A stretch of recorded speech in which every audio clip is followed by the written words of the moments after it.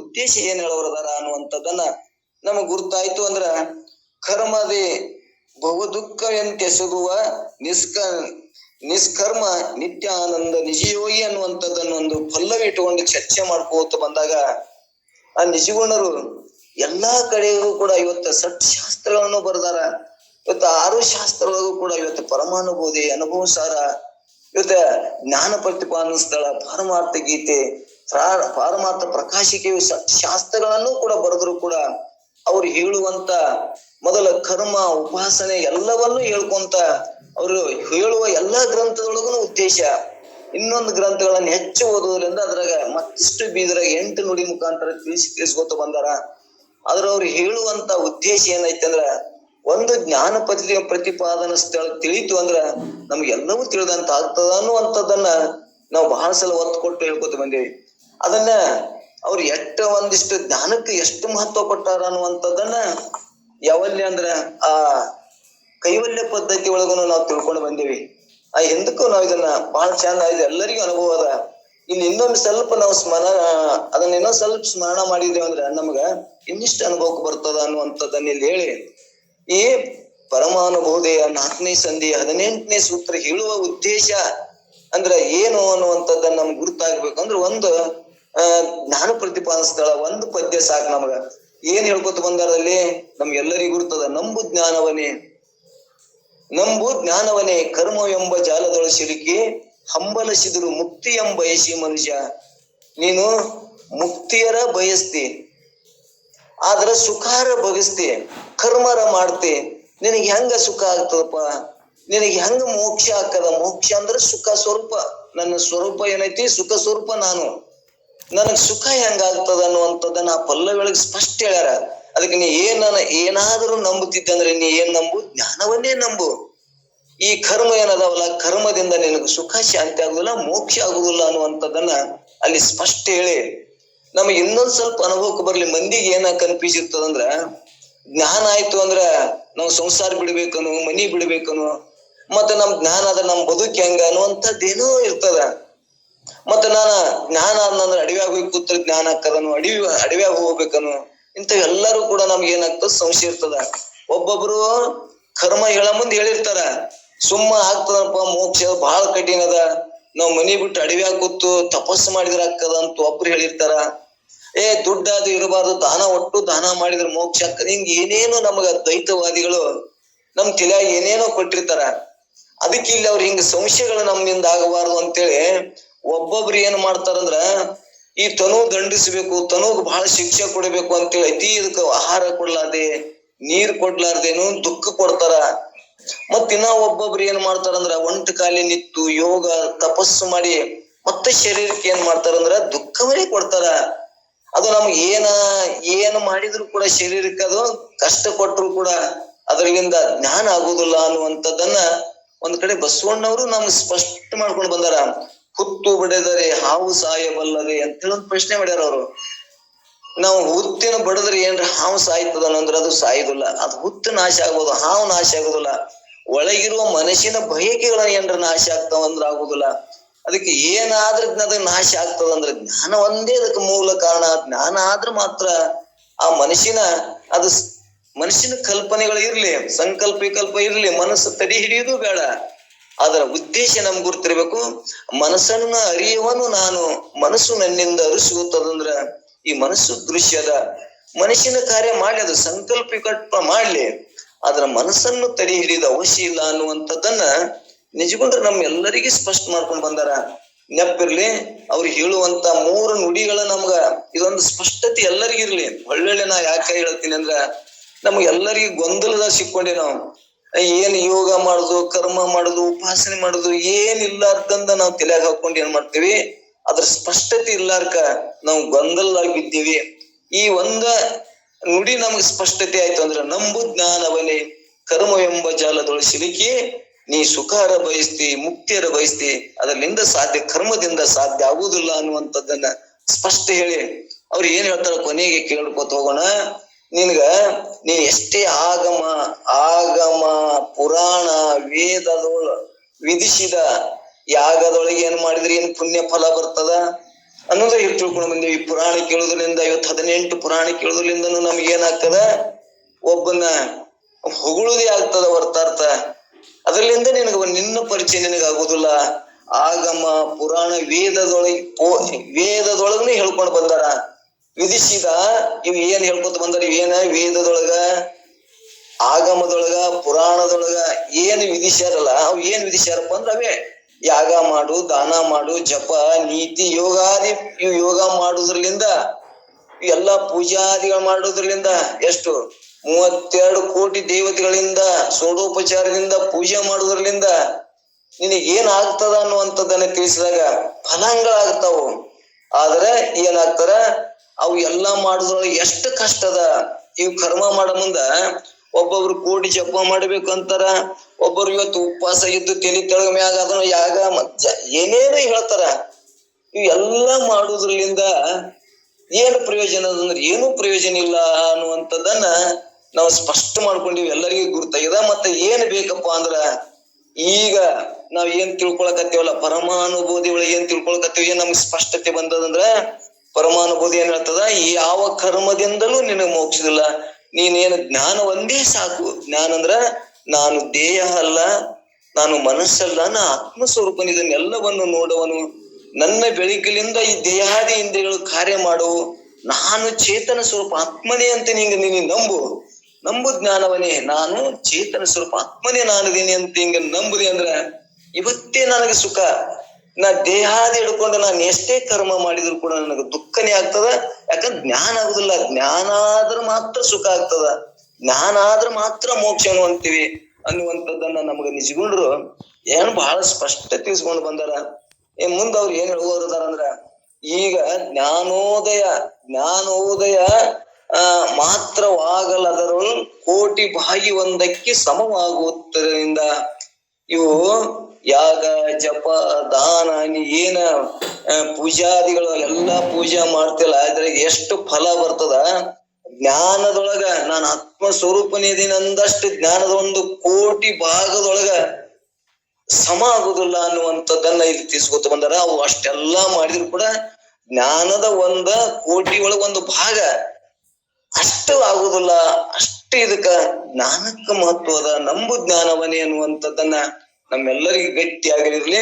ನಿಮ್ಗೆ ಏನಾದ್ರೂ ಸಂಶಯ ಇದ್ರೆ ಇದ್ರಾಗ ಚರ್ಚೆ ಮಾಡ್ಬೇಕು, ಇದ್ರಾಗೆ ಚರ್ಚೆ ಮಾಡ್ಬೇಕು, ಹೊರಗೆ ಹೋಗ್ಲಾರ್ದೆ.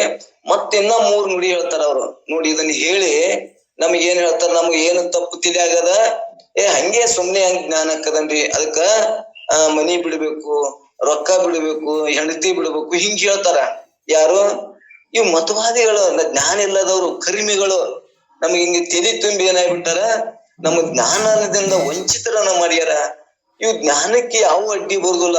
ಇನ್ನೇನು ಮನಿ ಬಿಟ್ಟು ವನವಾಸಕ್ಕೂ ಹೋಗ್ಬೇಡ, ಮತ್ತು ತನವೂ ದಂಡಿಸಲು ಬೇಡ, ಮತ್ತ ಮನೆ ದುಡ್ಡ ಏನ್ರ ಇದ್ದನು ಇವನು ಇವ್ ಇದ್ರಾಗುದಿಲ್ಲ ಅಂತ ಇವ್ಕರ್ನು ನೀಗಿಡ್ಬೇಡ, ಅಂದ್ರೆ ಇವ್ಕರ್ನು ಬಿಟ್ಟಿರ್ಬೇಡ. ಇವು ಇರ್ಲಿ, ಇವ್ ಏನೋ ನಿನ್ಗೆ ಅಡ್ಡಿ ಪಡಿಸಿಲ್ಲ, ನೀನು ಮನಸ್ಸಿನೊಳಗಿರುವ ಬಯಕೆ ನಿಮ್ಗೆ ಅಡ್ಡಿ ಪಡಿಸಿದ ಅನ್ನುವಂಥದ್ದನ್ನ ಇಲ್ಲಿ ನಮ್ಗ ಮೋಹದನ್ನ ಅಡ್ಡಿ ಪಡಿಸಿದ ಅನ್ನುವಂಥದ್ದನ್ನ ಇಲ್ಲಿ ನಮ್ಗೆ ಸ್ಪಷ್ಟ ತಿಳ್ಸಾಕ, ನೀನು ತನವು ದಂಡಿಸಲು ಬೇಡ, ಮನವೂ ನಿಲ್ಲಿಸಕ್ ಹೋಗ್ಬೇಡ, ಧನವೂ ನೀಗಿರಬೇಡ, ಮತ್ತು ಮನೆ ಮಾರು ದೊರೆದು ಮನೆ ಬಿಟ್ಟು ಎಡವ್ಯಾಗ ಕುತ್ತನು ಕುಂದ್ರಬೇಡ, ವನವಾಸ ಬೇಡ, ತನಗಿಂತೂ ತತ್ವಜ್ಞಾನ ಸಂಜನಿಸ ಅಗಗಲ್ಲ ಕೆಡುವುದರಿಂದ.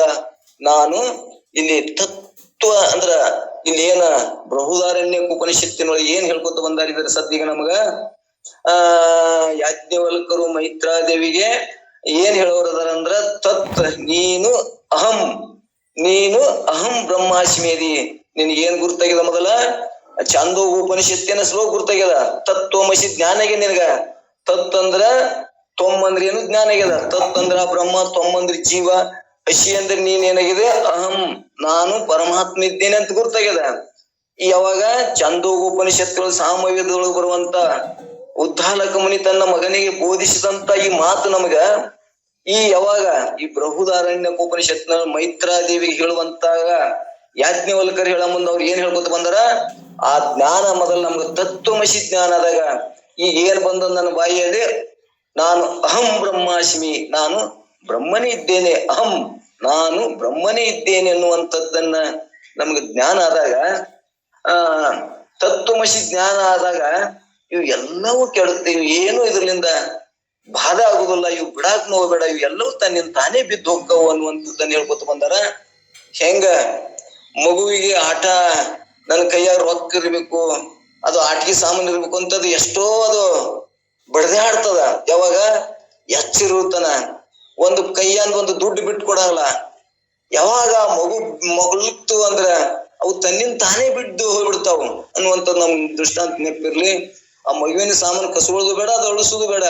ಅದು ನಿದ್ದೆ ಹತ್ತು ಅಂದ್ರೆ ಹೆಂಗ ತನ್ನಿಂದ ತಾನೇ ಬಿಟ್ಟ ಆನಂದ ನಿದ್ದೆ ಒಳಗಿರ್ತದ ಬೇಡ. ಇವತ್ತೊಂದು ಆಕಳ ಉಣ್ಣಿ ಹತ್ತಿರ್ತಾವ, ನಾವ್ ಏನ್ ಮಾಡಿದ್ರು ಹೋಗುದಿಲ್ಲ. ಅದು ಆಕಳ ಸತ್ತು ಅಂದ್ರ ಉಣ್ಣಿ ತನ್ನಿಂದ ತಾನೇ ಹೆಂಗ್ ಹೋಗ್ತಾವು. ಇವು ಕರ್ಮಗಳು ಜ್ಞಾನ ಆಯ್ತು ಅಂದ್ರ ಅವು ಯಾವ ಕರ್ಮ ಮಾಡಿದ್ರು ತಮ್ಮಿಂದ ತಾನೇ ಹೋಗ್ತಾವು, ನಮ್ಗೆ ಏನು ಬಾಧ ಕೊಡುದಿಲ್ಲ.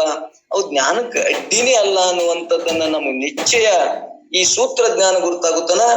ಈ ಪರಮಾನುಭೂತಿಯ ನಮಗೇನಾಗ್ತದಪ್ಪ ಅಂದ್ರೆ 18ನೇ ಸೂತ್ರ ಗುರುತಾಗುದಿಲ್ಲ ಅನ್ನುವಂಥದ್ದನ್ನ ನಮ್ಗೆ ಸ್ಪಷ್ಟ ಇರ್ಲಿ. ಅದನ್ನೇ ಬಿಡಿಸಿ ಬಿಡಿಸಿ ಇನ್ನೊಂದಿಷ್ಟು ಭಾಗ ಮಾಡಿ ತಿಳಿಸಿ ಹೇಳ್ತಾರ. ಇಲ್ಲಿ ನಮ್ಗೆ ಇನ್ನೊಂದು ಏನ್ ಗಟ್ಟಿ ಆಗ್ಬೇಕು, ಇದಕ್ಕ ಯಾವುದು ಬಿಡಬೇಡ ಅಂತ ಅನ್ನೋದು ಅರ್ಥ ಆಯ್ತು. ತನು ದಂಡಿಸಲು ಬೇಡ, ಮನಿ ಮಾರು ಬರೆದು ವನವಾಸದಾಗಿರಾಕ್ನು ಹೋಗ್ಬೇಡ. ಮತ್ತ ಏನಂದ್ರ ಮನಿ ಮಾರು ಬರೆದು ವನವಾಸ ಬೇಡ. ನಿನಗೇನಿತ್ತು, ನಿನಗೆ ಏನು ತಿಳ್ಕೊಂಡಿಲ್ಲ, ತತ್ವಮಸಿ ಜ್ಞಾನ ನಿನಗಾಗ್ಯದಲ್ಲ.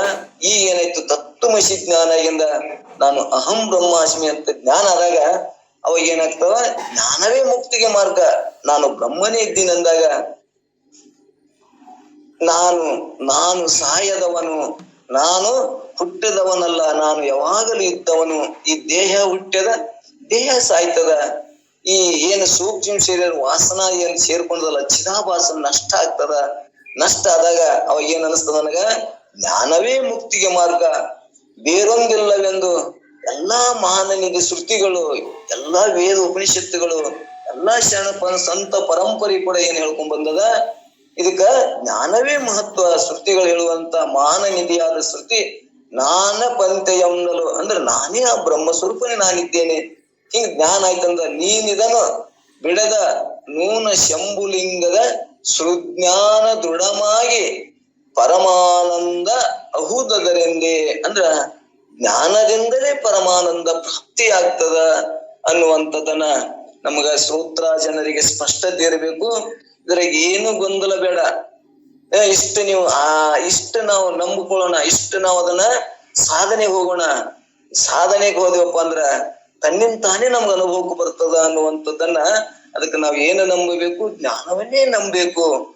ಶ್ರುತಿ ಗುರುಗಳು ಏನ್ ಹೇಳ್ಕೊಂಡು ಬಂದಾರಂದ್ರ, ನೀನು ಈ ದೇಹ ನೀನಲ್ಲಪ್ಪ, ನೋಡು ನೀ ವಿಚಾರ ಮಾಡು, ಮನ ಬುದ್ಧಿಯಾದಿಗಳು ನಿನ್ನಿಂದ ಅರಿಸ್ಕೊತಾವ ಅಂದ್ರೆ ಇವು ನೀನಲ್ಲದೀಪ. 3 ಅವಸ್ಥೆಗಳನ್ನ ನೀನ್ ಅರಿತಿ ಅಂತೇಳಿ ಈ 3 ಅವಸ್ಥೆಗಳು ನಿನಗಿಲ್ಲ. 3 ದೇಹಗಳು ಕೂಡ ನಿನ್ನೆದ್ರಿಗೆ ಬದಲಾವಣೆ ಆಗ್ತಾವು. ಬಾಲ್ಯ, ಯೌವನ, ಮುಪ್ಪು, ನೀ ಕಣ್ಣಾರಿ ನೀನ್ ನೋಡ್ತೀಯ, ನೀನೆಲ್ಲವನ್ನೂ ಅರಿತೀಯ. ಅರಿಯುವುದರಿಂದ ಇವು ಕೂಡ ನೀನ್ ಆಗುವುದಿಲ್ಲ. ನೀನು ಅಂದ್ರ ನಾನು ಅಂದ್ರೆ ಏನ್ ತಿಳ್ಕೊಬೇಕಿಲ್ಲಿ, ಅಹಂ ಬ್ರಹ್ಮಾಸ್ಮಿ, ನಾನು ಬ್ರಹ್ಮನೇ ಇದ್ದೇನೆ. ನಾ ಹೆಂಗಿದ್ದೇನೆ, ಬ್ರಹ್ಮ ಸತ್ತು ಚಿತ್ತು ಆನಂದ ನಿತ್ಯ ಪರಿಪೂರ್ಣ ವಸ್ತು ನಾನು, ನನ್ನ ಸ್ವರೂಪ ಅದ ಅನ್ನುವಂಥದ್ದನ್ನ ಹಿಂಗೆ ನಮಗ ಸ್ಪಷ್ಟತೆ ಆಯ್ತು ಅಂದ್ರ ಅವಾಗ ಬೃಹದಾರಣ್ಯಕೋಪನಿಷತ್ತಿನಲ್ಲಿ ಬರುವಂತ ಯಾಜ್ಞವಲ್ಕ ಮೈತ್ರಾದೇವಿ ಸಂವಾದ ಎಲ್ಲಿಗೆ ಕೊನೆಗೆ ನಿಂದಿರ್ತದಂದ್ರ, ನಾನು ಬ್ರಹ್ಮ ಸ್ವರೂಪನೇ, ಅಹಂ ಬ್ರಹ್ಮಾಸ್ಮಿ. ಅಹಂ ಅಂದ್ರ ನಾನು ಬ್ರಹ್ಮನೇ ಇದ್ದೇನೆ. ನನಗೇನಾಗಿತ್ತಿಸ್ತೀರ, ನಾನು ದೇಹ, ನಾನು ಅಹಂ, ನಾನು ದೇಹನಾ, ನಾ ಇಂದ್ರಿಗಳನ, ನಾ ಇಂಥ ಜಾತಿ ಕುಲದವನ ಮತ್ತೆ ನನಗೇನಾಗಿತ್ತು, ಭ್ರಾಂತಿ ಆಗಿತ್ತು. ಈಗ ಏನಾಯ್ತು, ನಾನು ಬ್ರಹ್ಮನೇ ಇದ್ದೇನೆ ಎನ್ನುವಂಥದ್ದನ್ನ ದೃಢ ಅಪರೋಕ್ಷ ಜ್ಞಾನ ಆಗ್ತದ. ಇದ್ರಾಗ ಯಾವ ಎಳ್ಳಿನಿಷ್ಟು ಸಂಶಯ ಬೇಡ. ನಿಮ್ಗೆ ಸಂಶಯ ಇದ್ರೆ ಇದ್ರಾಗ ನೀವು ಚರ್ಚೆ ಮಾಡಬಹುದು ಅನ್ನುವಂಥದ್ದನ್ನ ಇಲ್ಲಿ ಪರಮಾನುಭೂತಿ ನಮ್ಗೆ ಇಲ್ಲಿ ಸ್ಪಷ್ಟತೆ ಮಾಡ್ಕೋತ ಬಂದದ. ಇವತ್ತ ನಾವು ಪರಮಾನುಭೂತಿ ಇನ್ನೊಂದ್ ಸ್ವಲ್ಪ ಅದನ್ನ ಮುಗಿಸ್ಲೇಬೇಕಾಗ್ಯದ. ಅದನ್ನ ಸ್ವಲ್ಪ ನಾವು ಇನ್ನೊಂದ್ ಸ್ವಲ್ಪ ಇದನ್ನ 4ನೇ ನುಡಿಯನ್ನ ಚರ್ಚೆ ಮಾಡ್ಕೋತ ಹೋಗೋಣ. 4ನೇ ನುಡಿ ಒಳಗ ಇದ್ರ ಸಾರವನ್ನೇ ಹೇಳ್ಕೊತ ಬಂದಾರ. ನಾವ್ ನಿಜಗೊಂಡ್ರ ಕೈವಲ್ಯ ಪದ್ಧತಿ ಹೇಳಿದಂತ ಈ ಸಾರ ಅದ್ರಾಗಿರುವಂತ ಪದ್ಯ ಇದ್ರಾಗ ಹೇಳ್ಕೊತ ಬಂದಾರ ಅನ್ನುವಂಥದ್ದನ್ನ ತಿಳಿಸಿ, ಈಗ 4ನೇ ನುಡಿಯಿಂದ ಏನ್ ಹೇಳ್ತಾರಂದ್ರ, ಏತರದಿಂದ ದುಃಖತಿಶಯವೇ ಕರ್ಮ. ಜ್ಞಾತ ಮಿತ್ರ ಲೋಕದೊಳ್ ಈ ಪರಿಯೇ ಪೂತ ಮಾನಸಿ ಕೇಳ್ ಸುಖವಿಲ್ಲ ಅಂದರಿ ದೇಹಕ್ಕೆ ಮಾಲ್ಪನ ಕ್ರಿಯೆಗಳ ಅಂದ್ರ ಈ ಜ್ಞಾನ ಆಯ್ತು ಅಂದ್ರ ಏನಾದ್ರೂ ಕ್ರಿಯೆಗಳನ್ನ ಮಾಡ್ತಾನನು ಅಂದ್ರ ಮಾಡುವುದಿಲ್ಲ. ಅವ ಯಾತಕ ಕರ್ಮ ಮಾಡಕ್ ಹೋಗ್ತಾನ, ಮಾಡುವುದಿಲ್ಲ ಅನ್ನುವಂಥದ್ದನ್ನ ಇಲ್ಲಿ ತಿಳಿಸ್ಕೊತ ಹೊಂಟಾರ. ಇಲ್ಲಿ ಪರಿಪೂತ ಮಾನಸೆ ಅಂದ್ರೆ ಇಲ್ಲಿ ಪರಿಶುದ್ಧ ಅಂತಃಕರಣ ಮೈತ್ರಿಯೇ ಕೇಳಿಲ್ಲ ಅಂತ ಹೇಳ್ಕೊತ ಅಂತಾರ.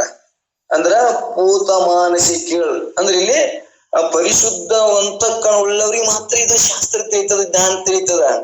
ಪರಿಶುದ್ಧ ಮನಸ್ಸಿಲ್ಲದವ್ರಿಗೆ ಈ ಶಾಸ್ತ್ರ ತಿಳಿದಲ್ಲ, ಜ್ಞಾನ ಅರ್ಥ ಆಗೋಲ್ಲ ಅವ್ರಿಗೆ. ಮತ್ತ ಕರ್ಮನೇ ದೇಹನ ತಿಳ್ಕೊಂಡೇ ನೋಡ್ಕೊಳಕ್ ಹೋಗ್ತಾರ, ಇಂದ್ರಿಯಗಳನ್ನ ತಗೊಂಡೇ ನೋಡಕ್ ಹೋಗ್ತಾರ. ಇಂದ್ರಿಯಗಳಿಗೆ ನನ್ನ ಬೆಳಕದಿಂದ ಇವು ಇಂದ್ರಿಯಗಳು ನನ್ನ ಸತ್ತ ತಗೊಂಡು ಇವು ಕಾರ್ಯ ಮಾಡ್ತಾವು ಅನ್ನುವಂಥದ್ದು ನಮ್ಗೆ ನಮಗ ಪರಿಶುದ್ಧ ಅಂತಃಕರಣ ಉಳ್ಳದವ್ರಿಗೆ ಆಗುದಿಲ್ಲ ಇದು. ನಾನು ಹೆಂಗಂದ್ರೆ ಕೂಟಸ್ಥ ಅಧಿಷ್ಠಾನ ಬ್ರಹ್ಮ ಸ್ವರೂಪನೇ ನಾನು ಅದೀನಿ. ಅಧಿಷ್ಠಾನ ಸತ್ತ ತಗೊಂಡು ಇವು ಎಲ್ಲಾ ಕಾರ್ಯಗಳು ಮಾಡ್ತಾವು. ಆದ್ರೆ ಇಂದ್ರಿಯಗಳ ಚಲಿಸ್ಬೇಕು ಮಾಡ್ಬೇಕಾದ್ರೆ ಎದ್ರ ಸತ್ತ ತಗೊಂಡು ಮಾಡ್ತಾವು, ನನ್ನ ಸತ್ತ ತಗೊಂಡು ಇವು ಮಾಡ್ತಾವು. ಇವು ಜಡನೇ ಅದಾವು ಅನ್ನುವಂಥದ್ದನ್ನ ಬಹಳಷ್ಟ ಅಂತ ಹೇಳ್ಕೊತ ಬಂದೀನಿ. ಮತ್ತೆ ಇಂದ್ರಿಯಗಳು ಕಾರ್ಯ ಮಾಡ್ತಾವಲ್ರಿ, ನಾವು ಉಣ್ತೀನಲ್ಲ, ಮತ್ತೆ ನಾವು ಉಂಡ್ರೆ ಇಂದ್ರಿಯಗಳು ಕಾರ್ಯ ಮಾಡ್ತಾವ ಅಂತ ನಮ್ಗೆ ಏನೇನೋ ತಿಳ್ಕೊಂಡಿವಿ. ಆದ್ರೆ ಇಂದ್ರಿಯಗಳು ಯಾರು ಸತ್ತ ತಗೊಂಡು ಕಾರ್ಯ ಮಾಡ್ತಾವಂದ್ರ ಆತ್ಮನ ಸತ್ತ ತಗೊಂಡು ಕಾರ್ಯ ಮಾಡ್ತಾವ ಅನ್ನುವಂಥದ್ದು ನಮ್ಗೆ ಸ್ಪಷ್ಟತೆ ಇರ್ಲಿ.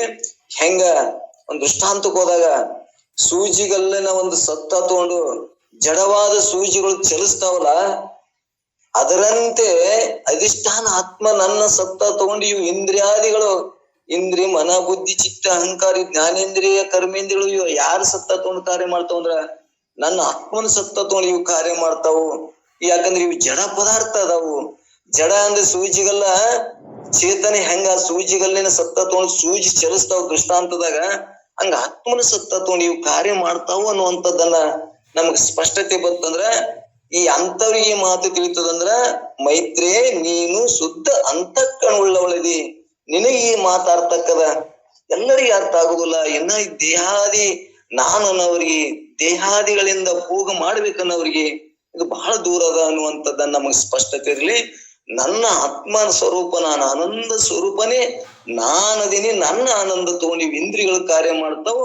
ನನಗೇನಾಗ್ಯದ ಅಜ್ಞಾನ ಭ್ರಾಂತಿ ಒಳಗ ಇಂದ್ರಿಯಗಳ ಅವಿರ್ಭಾವ ಆಗ್ಯದ. ನನಗ ದಿನ ಇಂದ್ರಿಯಗಳಿಂದ ಸತ್ಯ ಅಂತ ಒಪ್ಕೊಂಡ ಸಂಬಂಧ, ಭೋಗ ಮಾಡಿ ಸಂಬಂಧ ನನ್ನ ಆನಂದ, ನನ್ನ ಆತ್ಮನ ಆನಂದ ಎದುರ ಮ್ಯಾಗ ಆಗ್ಯದ, ಇಂದ್ರಿಯಗಳ ಮ್ಯಾಗ ಅವಿರ್ಭಾವ ಆಗಿ ನನಗೆ ಸುಖ ತೋರ್ದಂಗ ಆಗ್ಯದ. ಆದ್ರ ಅವಕೂರೊಳಗೆ ಸುಖವೇ ಇಲ್ಲ. ನಾನು ಅಂದ್ರ ಆತ್ಮ ನಾನು ಸುಖ ಸ್ವರೂಪನೇ ಇದೀನಿ ಅನ್ನುವಂಥದ್ದನ್ನ ನಮಗ್ ಸ್ಪಷ್ಟತೆ ಆಯ್ತು ಅಂದ್ರ ಅವಾಗ ನಾವು ಶುದ್ಧ ಅಂತಃಕರಣ ಉಳ್ಳವಳೆ ಅಂದ್ರ ನಾವು ಮೈತ್ರಿ ಅಂದ್ರೆ ನಾವು ಕೇಳವರು, ನಾವು ಎಲ್ಲರೂ ಶುದ್ಧ ಅಂತಃಕರಣ ಉಳ್ಳವ್ರಿ ಅಂತ ನಮ್ಗ ಅನುಭವಕ್ಕೆ ಬರ್ತದ. ಆಲಿಸು ಅಂದ್ರೆ ಕೇಳು ಏನಂತ, ತ್ರಿಲೋಕದೊಳು ಈ ಮೂರು ಲೋಕದೊಳಗೆ ಏನು ಕರ್ಮ ಹೇಳ್ಕೊತ ಬಂದಾರಲ್ಲ ಅವು ಎಲ್ಲವೂ ಕೂಡ ಈ ಏನು ಸಮೂಹ ಅದಾವಲ್ಲ ಯಾತ್ರದಿಂದ ಆಗ್ತಾವಪ್ಪ ಅಂದ್ರ ಇಲ್ಲಿ ಸಕಾಮವಾಗಿದ್ದರೂ ಇವು ಸಕಾಮದಿಂದ ನಾವು ಮಾಡಿದ್ರು ಅಂದ್ರೆ ಕಾಮನ್ ಇಟ್ಕೊಂಡು ಮಾಡಿದ್ರು ಅಥವಾ ನಿಷ್ಕಾಮದಿಂದ ಮಾಡಿದ್ರು ಕೂಡ ಇಲ್ಲಿ ಅವು ಏನ್ ಮಾಡ್ತಾವಪ್ಪ ಅಂದ್ರ ಅವು ನಮಗ ಪುಣ್ಯ ಪಾಪಗಳನ್ನೇ ಕೊಡ್ತಾವು, ಆದ್ರ ಮೋಕ್ಷ ಕೊಡುವುದಿಲ್ಲ. ನಾವು ಸ್ವರ್ಗ ಲೋಕಕ್ಕೆ ಹೋದ್ರು ಕೂಡ ಅಲ್ಲಿ ನಮ್ ಪುಣ್ಯ ಇರ್ತಾನ ಅಲ್ಲಿ ಇರ್ತೇವೆ. ಮತ್ತೆ ಬಂದಿಲ್ಲಿ ಕಾಯದಿಂದ ಮನಸ್ಸಿನಿಂದ ಮತ್ತೆ ನಾವು ದುಃಖವೇ ಅನುಭವಿಸ್ತೇವಿ. ಕರ್ಮ ಮಾಡುದ್ರೊಳಗ ದುಃಖನೇ ಅಧಿಕ ಅದ ಅನ್ನುವಂಥದ್ದನ್ನ ಹೇಳ್ಕೊತ ಬಂದಾರ. ಬರೀ ಕರ್ಮ ಮಾಡ್ಬೇಕಂದ್ರ ನಾಳೆಗೆ ಮುಂಜಾನೆ ಎದ್ದು ನಸಿನ್ಯಾಗ ಎದ್ದು ತಣ್ಣೀರ್ ಹಾಕೊಂಡು ಹಿಂಗ ಹಣಮ ಕೂಡಿಗೆ ಹೋಗ್ಬೇಕು ಅಂದ್ರ ಆ ತಂಡ್ಯಾಗ ಹಾಕೊಳ್ಳೋ ಮುಂದನು ದುಃಖ ಅದ. ಅಲ್ಲಿ ಹೋಗ ಮುಂದನು ನಾಯಿ ಕಡಿತೇವ, ಕತ್ತಲ್ದಾಗ ಹೋಗಂದಿರ್ತಾರ, ಕತ್ತಲ್ದಾಗ ಹೋದಾಗ ಅಲ್ಲಿ ನಾಯಿ ಕಡಿತದೋ ಮಂದಿ ಅಂತ ತಿಳ್ಕೊತಾರ, ಅದನ್ನು ಭಯ ನಮ್ ಒಳಗ್ ಮನಸ್ಸು ಕಟ್ಟಿತಿರ್ತದ, ದುಃಖನೇ ಅದ. ನೋಡ್ರಿ ನಾವ್ ಒಂದ್ ಸ್ವಲ್ಪ ವಿಚಾರ ಮಾಡಿದ್ರ ಕರ್ಮದೊಳಗ ದುಃಖವೇ ಅದ, ಸುಖ ಇಲ್ಲವೇ ಇಲ್ಲ ಅನ್ನುವಂಥದ್ದು ನಮ್ಗೆ ಗುರ್ತಾಗಲಿ ಅಂತೇಳಿ ಅವ್ರ ಇಷ್ಟ ಕಳಕಳಿಯಿಂದ ಹೇಳಕತ್ತಾರ. ಅದಕ್ಕೆ ಇಲ್ಲಿ ಅವ್ರಿಗೆ ಹೇಳುವ ಉದ್ದೇಶ ಏನೈತಿ, ಕರ್ಮವು ಸಕಾಮದಿಂದಾಗಲಿ ಅಥವಾ ನಿಷ್ಕಾಮದಿಂದಾಗಲಿ, ನೀನು ಕಾಮನ ಇಟ್ಕೊಂಡು ಕರ್ಮರ ಮಾಡು, ಕಾಮ ಇಲ್ಲದ ನಿಷ್ಕಾಮವಾಗಿ ಕರ್ಮರ ಮಾಡು. ಅದು ಮಾಡಿದ್ರೆ ಅದ್ರ ಫಲ ಅದಾವು, ಫಲ ಇಲ್ಲ ಅಂತಲ್ಲ, ಅವು ಫಲ ಎಷ್ಟಂದ್ರೆ ಅಲ್ಪ ಫಲ ಅದಾವು. ಆ ಫಲದಿಂದ ನಿನಗೇನಾಗ್ತದ ಮತ್ತೆ ದುಃಖನೇ ಅಧಿಕ ಆಗ್ತದ ಅನ್ನುವಂಥದ್ದನ್ನ ನಾವು ತಿಳ್ಕೊಳ್ಳೋಣ. ಹೆಂಗಂದ್ರ ಇನ್ನೊಂದು ನಾವು ಸ್ವಲ್ಪ ದೃಷ್ಟಾಂತ ಮಾಡಿದ್ರ ಈ ಕರ್ಮದೊಳಗೆ ಏನ್ ಸುಖ ಅದ ಅಂತ ವಿಚಾರ ಮಾಡಿದ್ರ, ಒಂದು ಖಡ್ಗ ಇರ್ತದ, ಹರ್ತವಾದ ಖಡ್ಗಕ್ಕ ಅದರ ಖಡ್ಗದ ಮಾರಿಗೆ ನಮಗೆ ಜೇನುತುಪ್ಪ ಹಚ್ಚಾರ ಅಂತ ತಿಳ್ಕೊ. ಅದು ಜೇನುತುಪ್ಪ ಬಹಳ ಸಿಹಿ ಅದ. ಆ ಜೇನುತುಪ್ಪ ನಾವು ನಾಲಿಲಿಂದ ನೆಕ್ಕಿದ್ರೆ ನಮಗ್ ನಾಲಿಗೆ ಏನಾಗ್ತದಪ್ಪ ಅಂದ್ರ ಆ ಅರ್ಥವಾದ ಖಡ್ಗದಿಂದ ನಮಗ್ ನಾಲಿಗೆನೆ ಅದು ಕತ್ತು ಮಾಡ್ತದ, ಕತ್ತರಿಸ್ತದ. ಅದು ದುಃಖನೇ ಇದಕ್ಕದ. ಆದ್ರ ಜೇನುತುಪ್ಪ ಅನ್ನೋದು ಅತಿ ಕಡಿಮೆ ಅದ. ನಾವ್ ಏನ್ ಮಾಡಕತ್ತೀವಿ, ಆ ಜೇನುತುಪ್ಪ ಕಡ್ಗಿಗೆ ಹಚ್ಚಿದ ಸುಖವನ್ನ ನಾವ್ ನೆಕ್ಕಾಕತ್ತೇವಂದ್ರ ನಮ್ಗ್ ದುಃಖನೇ ಅಧಿಕ ಅದ ಅನ್ನುವಂಥದ್ದು ನಮಗ್ ತಿಳಿಬೇಕಿಲ್ಲ. ಒಂದು ದೃಷ್ಟಾಂತ ತಿಳಿದ್ರ ಮತ್ ಇನ್ನೊಂದು ಕಡೆ ಶರಣರ ಸಂತರು ಹೇಳ್ಕೊತ ಬಂದಾರ. ರಾಮಕೃಷ್ಣ ಪರಮಹಂಸರು ಇದನ್ನ ಸ್ಪಷ್ಟತೆ ಹೇಳ್ಕೊತ ಬಂದಾರ. ಎಷ್ಟಪ್ಪ ಅಂದ್ರ ಸಾಸಿವೆ ಕಾಳಷ್ಟು ಸುಖಕ್ಕ ಸಾಗರದಷ್ಟು ದುಃಖ. ಸಾಸಿವೆ ಕಾಳು ಎಷ್ಟಿರ್ತಾವ, ಸ್ವಲ್ಪ ನಾವು ಊಟಕ್ಕೆ ಉಪಯೋಗ ಮಾಡ್ತೇವೆ, ಅಷ್ಟದಿಂದ ನಮಗ್ ದುಃಖ. ಅದರಿಂದ ಎಷ್ಟು ದುಃಖ ಅದಪ್ಪ ಅಂದ್ರೆ ಸಾಗರದಷ್ಟು ದುಃಖ ಅದಂತ. ಅದಕ್ಕೆ ಈ ಕರ್ಮದಿಂದ ನಮಗ ದುಃಖನೇ ಅಧಿಕ ಅದ. ನಾವು ಗುರ್ತು ಮಾಡ್ಕೊಳಕ್ಕಾಗಿ ಅನೇಕ ದೃಷ್ಟಾಂತ ಉದಾಹರಣೆಗಳನ್ನು ಶರಣ ಹೇಳ್ಕೊತ ಹೋಗುತ್ತ ಹೊಂಟಾರ. ಇಲ್ಲಿ ಕರ್ಮ ಸಕಾಮರಾಗ್ಲಿ ನಿಷ್ಕಾಮದಿಂದಾಗ್ಲಿ ಅದರಿಂದ ಏನೂ ಫಲ ಆಗುದಿಲ್ಲ. ತನ್ನ ಫಲವನ್ನು ಕೊಡಬೇಕಾದ್ರೆ ಜನ್ಮವನ್ನು ಮೊದಲು ಕೊಟ್ಟು ತೀರುತ್ತವೆ. ಮೊದಲ ಈ ಕರ್ಮ ನಮಗ ಉಣಬೇಕಾದ್ರ ಒಂದ್ ಜನ್ಮ ಎತ್ತಲೇಬೇಕು. ಇವತ್ತ ಪಾಪಾಧಿಕ ಮಾಡಿದ್ದೇವೆ ಅಂದ್ರೆ ಪಾಪದ ಜನ್ಮಗಳು, ಅಲ್ಲಿ ಕರ್ಮವನ್ನ ಅನುಭವಿಸ್ಬೇಕು.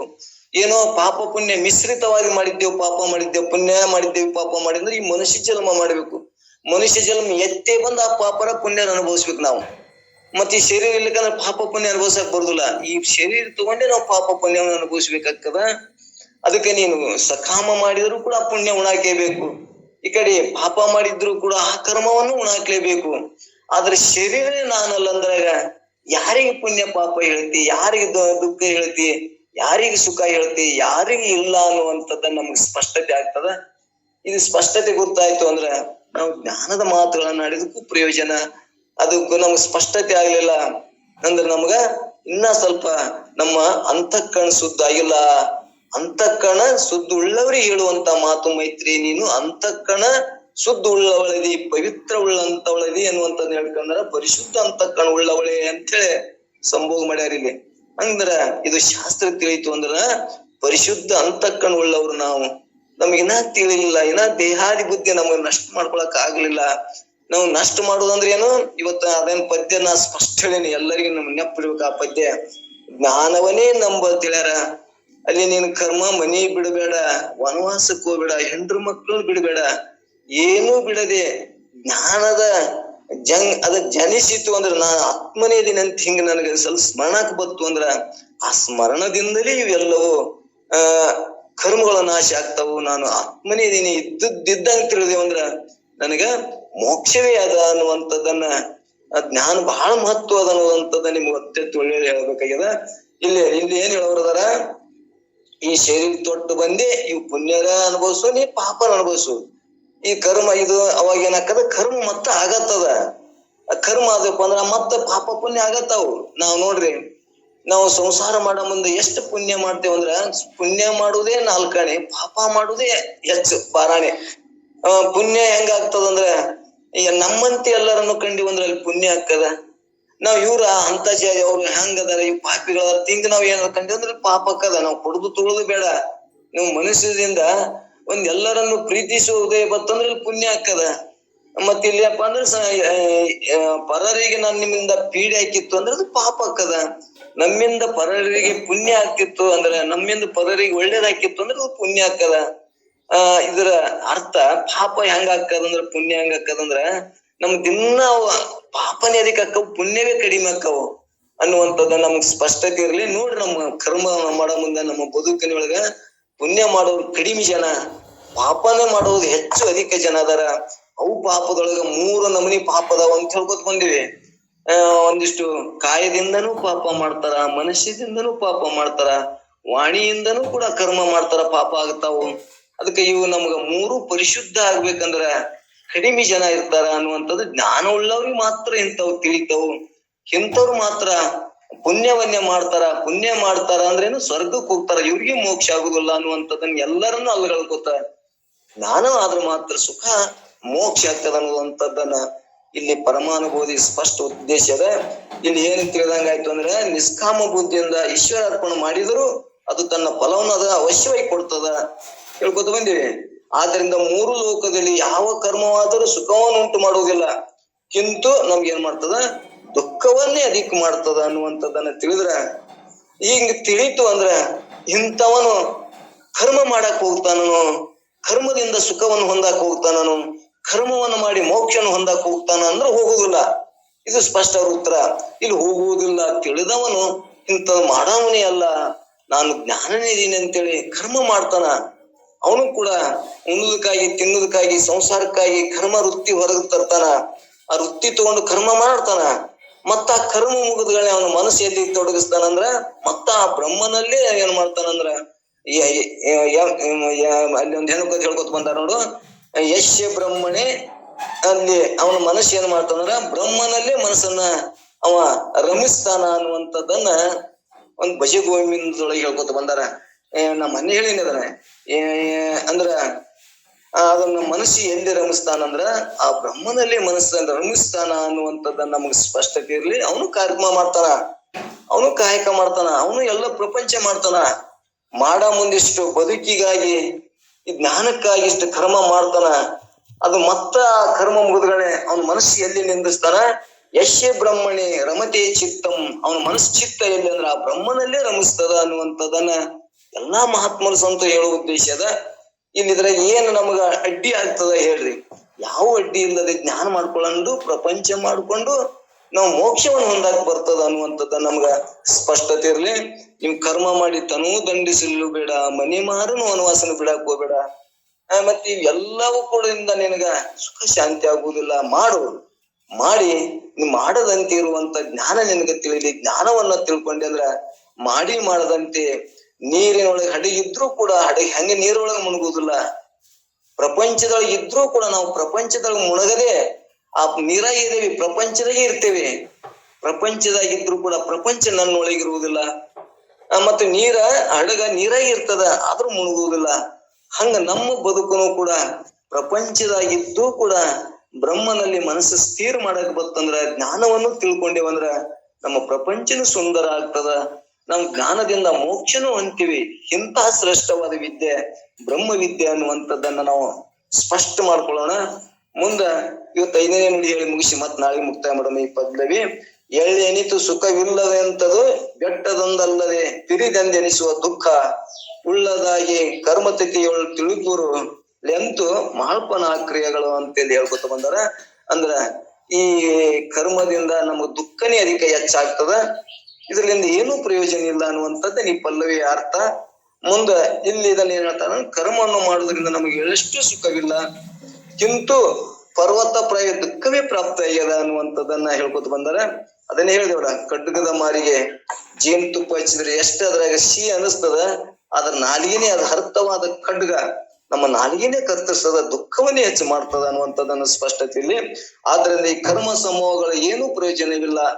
ನಿಶ್ಚಯ ಮಾಡಿದವನಿಗೆ ಕರ್ಮವನ್ನು ಎತ್ತಕ್ಕೆ ಮಾಡುವನು. ಇದ್ರ ಜ್ಞಾನ ಅದಾವ, ಇದು ತಿಳಿದವ ಎಂದ್ರ ಕರ್ಮ ಮಾಡಕ್ ಹೋಗ್ತಾನಂದ್ರೆ ಹೋಗುದಿಲ್ಲ ಅನ್ನುವಂಥದ್ದನ್ನ ಸ್ಪಷ್ಟ ನಮಗ ಅನುಭವಕ್ಕೆ ಬರ್ಬೇಕು. ಅನುಭವಕ್ಕೆ ಬರ್ಬೇಕಂದ್ರೆ ಇನ್ನ 1 ತಿಂಗಳು ಇದನ್ನೇ ಚರ್ಚೆ ಮಾಡಮ್. ಇದು ಒಂದು ಪದ್ಯ ಗುರ್ತಾದ್ರೆ ಸಾಕು. ಇದು ಒಂದು ನಮ್ಗೆ ಸೂತ್ರ ಗುರ್ತಾಯ್ತು ಅಂದ್ರ, ಯಾಕಂದ್ರೆ ನಾವು ಎಲ್ಲರೂ ನಮ್ಗೆ ಏನ್ ಹೇಳ್ಕೊತ ಬಂದಾರ, ಮೊದಲು ಹೇಳ್ಬೇಕು ಕಾಯಕವೇ ಕೈಲಾಸ ಅಂತ ಬಸವಣ್ಣವ್ರು ಹೇಳಿದ್ರು. ಕಾಯಕದಿಂದ ಕೈಲಾಸಕ್ಕದ ಎಲ್ಲರೂ ದುಡಿತಾರ. ಶೆಟ್ರು, ಬಣಿಜಿಗರು, ನಮ್ಮ ವ್ಯಾಪಾರಸ್ಥರು ಅವ್ರು ಏನ್ ಮಾಡ್ತಾರಂದ್ರ, ಈ ಶೆಟ್ರು ಯಾರು ಶಿಳ್ಜಿಗಳು ರಗಡ್ ಕರ್ಮ ಮಾಡ್ತಾರ. ಅವ್ರ ಎಲ್ಲರಿಗೂ ಮೋಕ್ಷ ಸಿಕ್ಕಿತ್ತು ಅಂದ್ರೆ ಕಾಯಕ ಅವ್ರು ಒಂದು ಕ್ಷಣ ಕೇಳಿಸುದಿಲ್ಲ, 1 ಪೈಸೆ ಹಾಳು ಮಾಡಲಾರಿ ಕಾಯಕ ಮಾಡ್ತಾರ. ಆದ್ರ ಕಾಯಕ ಮಾಡೋದು ಒಂದು ಗುರುತಿರ್ತದ, ಅದ್ರದಲ್ಲಿಂದ ಇನ್ನ 2 ಇರುದಿಲ್ಲ. ಏನಿರುದಿಲ್ಲ ಅವರಲ್ಲಿ ಅನುಭವ ಇರುದಿಲ್ಲ. ಮತ್ತು ಇನ್ನೊಂದೇನಪ್ಪಾ ಅಂದ್ರ ಎಲ್ಲರಿಗೂ ಕೂಡ ನನ್ನಂತೆ ಅಂತ ಹಂಚಿಕೊಂಡು ತಿನ್ನೋ ವಿಚಾರ ಇರುದಿಲ್ಲ. ದಾಸೋಹ ಇರಂಗಿಲ್ಲ. ಕರ್ಮ ಇರ್ತದ, ಕಾಯಕ ಇರ್ತದ, ಆದ್ರ ದಾಸೋಹ ಇರುದಿಲ್ಲ, ಅನುಭವ ಇರುದಿಲ್ಲ. ಅದೇ ಹೆಂಗ ಮೋಕ್ಷ ಕೊಡ್ತದ ಅನ್ನುವಂಥದ್ದು ನಮ್ಗೆ ಸ್ಪಷ್ಟತೆ ಇರ್ಲಿ. ಬಹಳ ಮಂದಿ ಹೇಳ್ಬೇಕು, ಯಾವಾಗ ಪೂರ್ವದಲ್ಲಿ ಹೇಳ್ಬೇಕು. ಅದನ್ನೇ ಕೂಡ ನಾ ಜ್ಞಾನಕ್ಕೆ ಹೋಗಿಂದ್ರು ಕೂಡ ಕಾಯಕದಿಂದ ಕರ್ಮದಿಂದನೇ ಮೋಕ್ಷ ಅಕ್ಕದತ್ತಂದ್ರ ಇದು ಹೆಂಗ್ ಸಾಧ್ಯ ಆಗ್ತದ ಅನ್ನುವಂಥದ್ದನ್ನ ನಾವ್ ಇದಕ್ಕೆ ನಿಮ್ಗೆ ಇಲ್ಲಿ ತಿಳಿಸ್ಕೊಳ್ತಾ ಬಂದದ. ಆದ್ರ ಬೇಕು ಕೇಳೋಣ, ಆದ್ರೆ ಅದರಲ್ಲಿಂದ ಏನೂ ಪ್ರಯೋಜನ ಇಲ್ಲ ಅನ್ನುವಂಥದ್ದು ನಮ್ಗೆ ಸ್ಪಷ್ಟತೆ ಆಯ್ತು ಅಂದ್ರ ಕರ್ಮ ಅವನು ಮಾಡಕ್ಕೆ ಹೋಗುದಿಲ್ಲ ಅನ್ನುವಂಥದ್ದನ್ನ ನಮ್ಗ ಜ್ಞಾನವನ್ನೇ ಮಹತ್ವ ಕೊಡ್ತಾನ. ಜ್ಞಾನದ ಸೂತ್ರವನ್ನು ತಿಳ್ಕೊಂಡು ಇದೇ ಜನ್ಮದೊಳಗ ಮೋಕ್ಷನು ಹೊಂತಾನ ಅನ್ನುವಕ್ಕ ಯಾವ ಅಡ್ಡಿ ಇಲ್ಲ. ಮತ್ತೆ ನಾವ್ ಎಷ್ಟೇ ಪಾಪಿಗಳಿದೀವಿ, ಅಜ್ಞಾನಿಗಳಿದೀವಿ, ನಾನೇನೋ ತಿಳಿಲಾರ್ದು ಏನೇನೋ ನಾನು ಇಲ್ಲಿ ತನ ಮಾಡ್ಕೊಂಡು ಬಂದೀನಿ. ಯಾವಾಗ ಈ ಭಗವಂತಗೆ ಶರಣಾಗತನಾಗಿ